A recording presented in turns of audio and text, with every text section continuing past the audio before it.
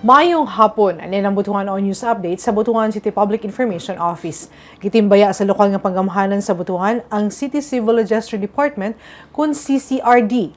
Usa sa napili ang City Civil Registry Department kung CCRD sa mga outstanding local civil registry offices sa nasod Pilipinas tuig 2024.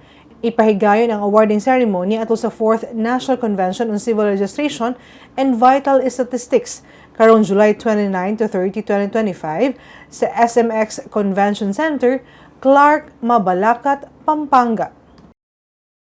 Miabiso ang lokal nga panggamahanan sa Butuan nga special non-working day ang Agosto 4, adlawng Lunes, isip pag-obserba sa 75th Charter Anniversary kun adlaw hung Butuan. Kinisubay sa Executive Order No. 008, Series of 2025 ang gipermahan ni Mayor Lawrence Fortun. Kahinumdumang gideklara ang Agosto 2 matag tuig nga special non-working holiday sa syudad subay sa Republic Act No. 11137. Ug ning tuiga, adlawng Sabado ang Agosto 2, rason nga gisibog kini sa Agosto 4, adlawng Lunes. Og mga itong mga updates ng adlaw, alas sa pa mga updates, follow the like ang official Facebook page, TikTok, Instagram o subscribe sa YouTube channel sa Butuan City Public Information Office. Ako si Charmaine Awitan. Daghang salamat.